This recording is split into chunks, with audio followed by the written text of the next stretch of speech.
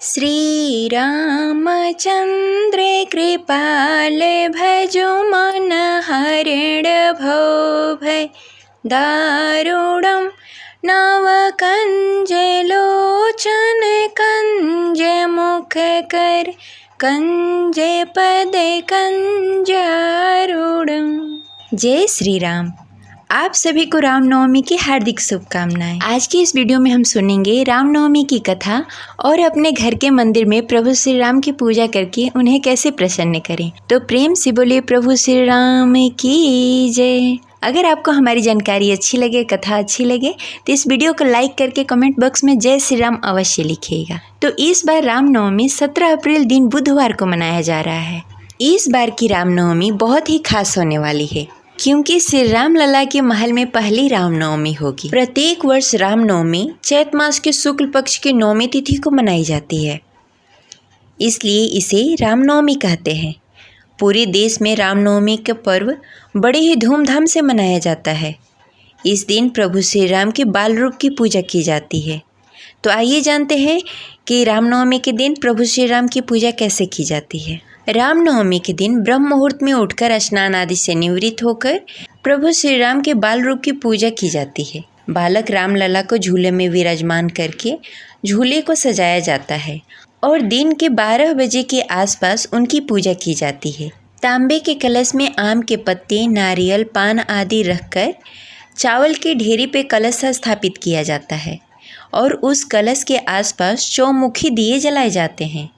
फिर श्री राम लला को खीर, फल, मिष्ठान, पंचामृत, कमल, तुलसी और फूल माला अर्पित किए जाते हैं।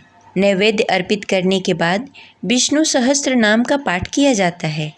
इस दिन पंचामृत के साथ ही पंजीरी का प्रसाद बनाया जाता है जो प्रभु श्री राम को अति प्रिय है।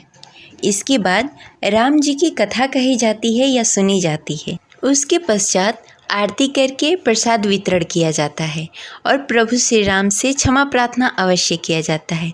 अगर हमसे जाने अनजाने कोई गलती हो गई हो, इसके लिए क्षमा प्रार्थना करना आवश्यक है। तो ये रही राम जी की पूजा करने की विधि। तो अब चलिए शुरू करते हैं श्री राम प्रभु की कथा। तो प्रेम से बोलिए प्रभु श्री रामचंद्र की जय। रामचरितमानस के बालकांड के अनुसार पुत्र की कामना के चलते राजा दशरथ के कहने पर वशिष्ठ जी ने श्रृंगी ऋषि को बुलाया और उनसे शुभ कामेष्टि यज्ञ करवाया। श्रृंगी ऋषि राजा दशरथ के दामाद थे। उनकी पुत्री का नाम शांता था। श्रृंगी ऋषि ने राजा दशरथ के द्वारा यज्ञ संपन्न कराया।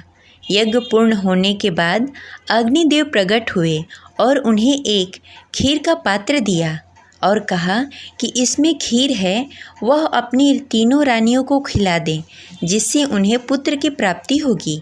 राजा दशरथ खीर लेकर अपनी रानियों के पास गए। खीर के 2 हिस्से हुए, एक रानी कौशल्या और एक रानी कैकेयी के लिए। दोनों रानियों ने खीर खाया और अपनी खीर से एक एक हिस्सा सुमित्रा को भी खिला दिया। फिर तीनों रानियां गर्भवती हो गईं। फिर रानी कौशल्या को राम, कैकेयी को भरत और सुमित्रा को लक्ष्मण और शत्रुघ्न हुए। क्योंकि दोनों रानियों ने, कैकेयी और कौशल्या ने, सुमित्रा को अपने अपने खीर में से एक एक निवाला खिलाया था, इसलिए सुमित्रा को 2 पुत्र हुए। वह शुभ नक्षत्र चैत मास के शुक्ल पक्ष की नवमी तिथि थी। न सर्दी थी और न ही ज़्यादा गर्मी। दोपहर का समय था। वह समय सभी लोगों को शक्ति देने वाला था। तभी शुभ नक्षत्र में भगवान श्री राम प्रकट हुए। तो प्रेम से बोलिए प्रभु श्री राम की जय। भगवान श्री राम के जन्म के बाद माता कौशल्या अति प्रसन्न हुई और दोनों रानियां बच्चे के रोने की आवाज़ सुनकर दौड़ी चली आईं और राजा दशरथ पुत्र होने की खबर सुनकर हर्ष और उल्लास से भर गए और अयोध्यावासी सभी जश्न मनाने लगे। फिर रानी कैकेयी और सुमित्रा ने भी पुत्र को जन्म दिया जो भरत, लक्ष्मण, शत्रुघ्न हुए और अयोध्या में जश्न और खुशियां मनाई जाने लगी। संपूर्ण नगर में हर्ष व्याप्त हो गया। ध्वजा, पताका और तोरण से नगर छा गए। जिस प्रकार से वह सजाया गया, चारों ओर खुशियां ही खुशियां थी। घर घर मंगलमय बधाव बजने लगे। तब से उस दिन को हम रामनवमी के रूप में मनाते हैं। प्रभु श्री राम के जन्म के बाद नामकरण का दिन आया। गुरु वशिष्ठ मुनि को बुलाया गया। फिर तीनों रानियां समेत राजा दशरथ अपने पुत्रों को लेकर बैठे। फिर गुरु वशिष्ठ मुनि नामकरण की प्रक्रिया शुरू करते हैं और मन ही मन अपने भाग्य को सराहने लगे कि आज मेरे द्वारा भगवान का नामकरण हो रहा है। और उनकी आंखों से आंसू आ गए। गुरु वशिष्ठ जी बोले, इनके नाम तो अनेक हैं, फिर भी मेरी बुद्धि में जो आ रहा है वो मैं बता रहा हूँ। आपके जो बड़े पुत्र हैं उनका नाम राम है। इनके नाम मात्र से सभी को सुख की प्राप्ति होगी। राम नाम का अर्थ है जो सबको आनंद देगा और आराम देगा। राम नाम की महिमा अनंत है। राम नाम से क्या क्या नहीं हो सकता। राम नाम सभी कार्यों में समर्थ है। राम की जय हो। फिर गुरु जी ने एक एक करके सभी भाइयों के नाम रखे। दूसरे पुत्र का नाम भरत, उसके बाद लक्ष्मण और शत्रुघ्न रखा और कहा कि राजन, आपके चारों पुत्र वेद के तत्व हैं जो भविष्य में बड़े बड़े कार्य करेंगे।